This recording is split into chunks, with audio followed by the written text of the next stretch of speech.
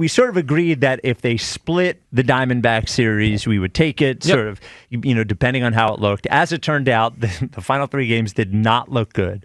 And I know how I feel, but you, as sort of the heart and pulse of Philadelphia Phillies baseball and fans, I'm curious to see where you are. Yeah, well, here's where I'm at, is that I just couldn't be more disappointed in them.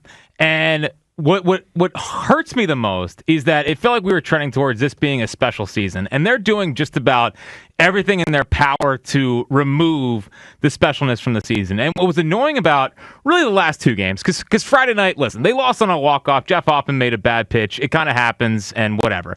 But they got absolutely dog-walked the last 2 days by the Arizona Diamondbacks. And it makes me even more mad because the Diamondbacks are a team that embarrassed you last year. Like, they are a team that basically took your lunch money, and they said, you're not going to the World Series because we came in here and we took 2 games from you on your home ballpark, and you're going to have to sit at home and watch us in the World Series.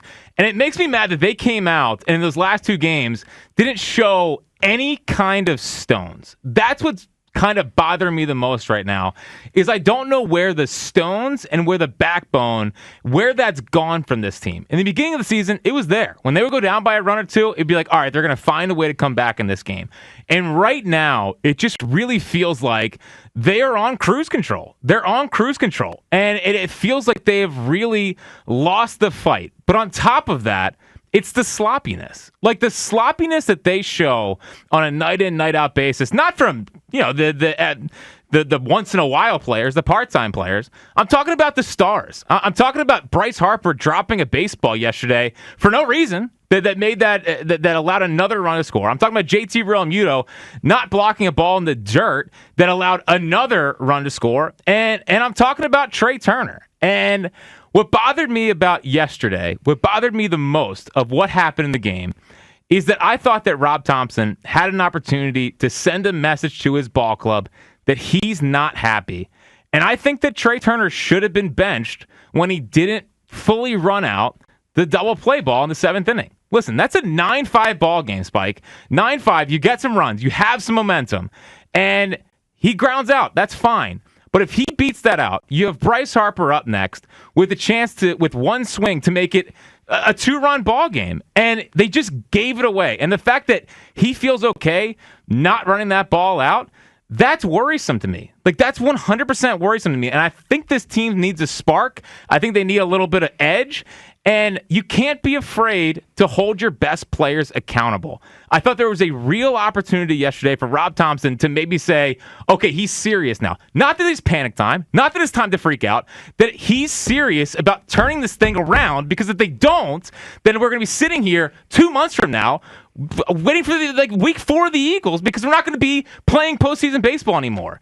Like, that's what's at risk here. And yesterday was such a clear opportunity to right the ship for me. Charlie Manuel, we love Charlie. Everyone talks about Charlie. Well, he's a players manager. And that's true. But he also ruled with an iron fist. It can't just be, gee willikers, hope we win today. There has to be some level of accountability. I'm disappointed in them. They look like they've lost the fight, and I want to know where the backbone of this baseball team is. 215-592-9494. Do you still have hope that the Phillies are going to find this and end up giving us a big postseason run after what has happened? You know, the thing that you touched on the end there, Jack, is the thing that I've seen and that has bothered me over the last several weeks of Phillies baseball. And I think the attitude of everything will be okay is a little bit contagious and has spread. You know, it's not just fans. I know fans were saying it a lot. Everything will be okay. Hosts were saying it. Don't worry, this happens. Everything in baseball will be okay. And we heard it from the players too.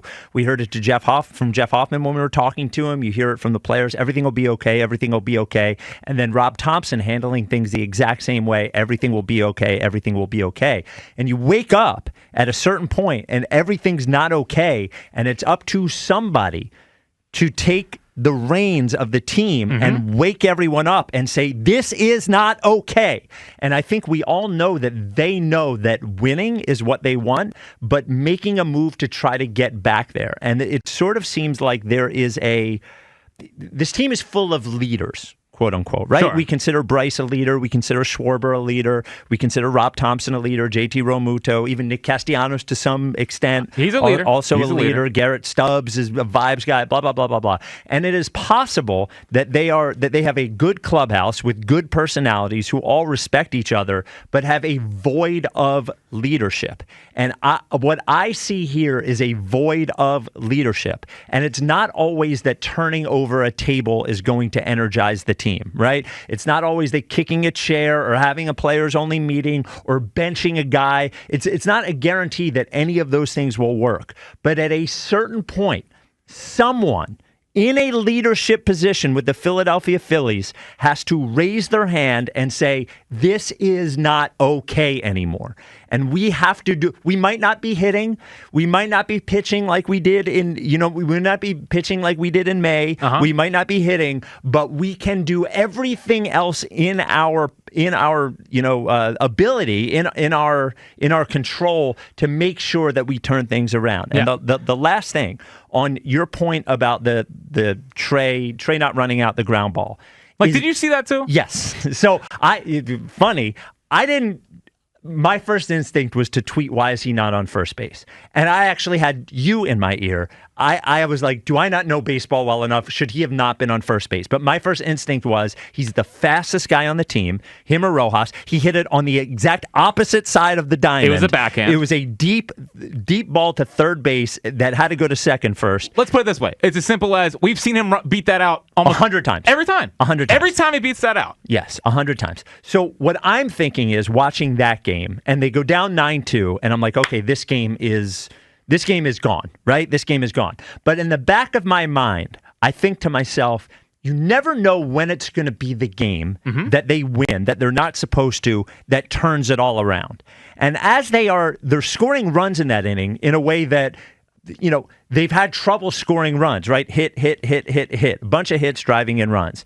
And the only thing that if they get it to 9-4, and I'm like, I don't know. Maybe this is the game. I know. And Trey Turner not running out that ground ball prevents it from being the game. Yes. All of a sudden, the rally is dead. You have 2 outs. You have nobody on. The rally's dead. And that is the end of that's the end of having an opportunity to win that game. All of a sudden, it's 12-5 and it's over.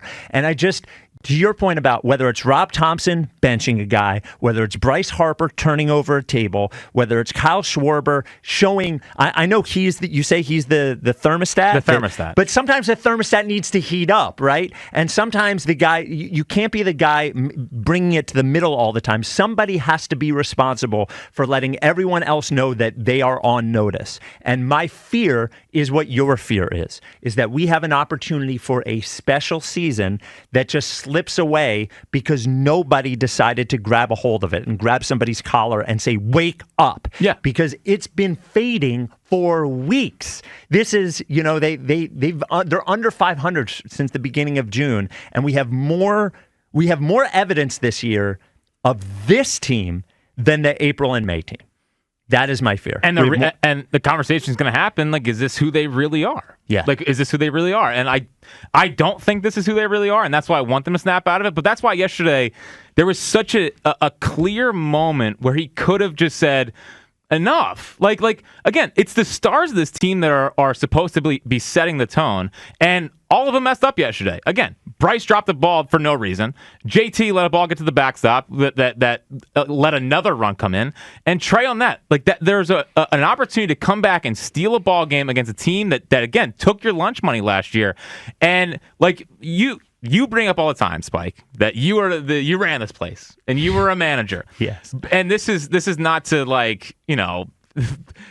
say how great you were, but obviously you were a great boss. It wasn't just because you let everyone just come in and do what they wanted to do. There was some order, and Rob Thompson has never really shown that. He's been more hands off. These are professionals. They'll take care of it. But at some point, someone has to step up and do something. And yes, if it takes benching Trey Turner, I'm not a whole bench him in the first inning if he's not running out. That was a 9-5 game that's pretty much over. Pretty much over. Yep. It's harmless. And listen, if it causes a rift with Trey, then you might not have the right guy. Because I know that if you're an athlete and you're in that situation, I'm sure that Trey knows that he has to beat that ball out and give his team the best chance to win. But it's little things like that if it keeps allowing to happen, it keeps sliding, then we're going to be sitting here in October going home super, super early. 215-592-9494. Who do you blame most in this? And we're sort of whittling this down to three levels. One, it's over. There's no turning back with this team. It's over. That's the level 3 of concern. 2, you're worried, but you're not throwing in the towel. And 3, don't worry, it'll be fine. Just get me to the postseason. 215-592-9494. The last thing on Thompson is I think it is important to compare. You compared him to Charlie. I'll compare him to Andy Reid. Andy Reid was a player's coach. Players would die for Andy Reid. Mm-hmm.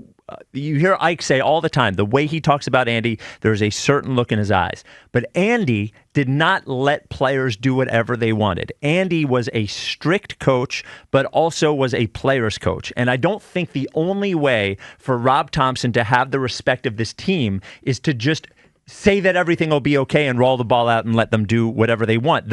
Somebody in there has to be the adult in the room and sort of lay down the law about what is expected. At some point, you go from the substitute teacher to the teacher, right? Right. He's not interim anymore. You're not interim. Like, yes. If you want this job long term, it has to be more than I trust in their big league ball players. Rob Thompson is a baseball lifer. I think Rob Thompson is a really, really good manager. I think he's a great manager.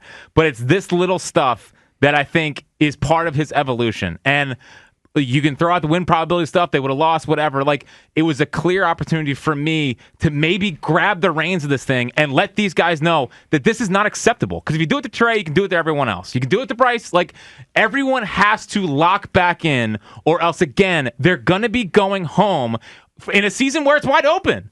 They could win the World Series this year. They could easily win the World Series this year. It's right there in front of them. They got to wake up, show some stones, and be the baseball team that we saw for the first 2 months of the season.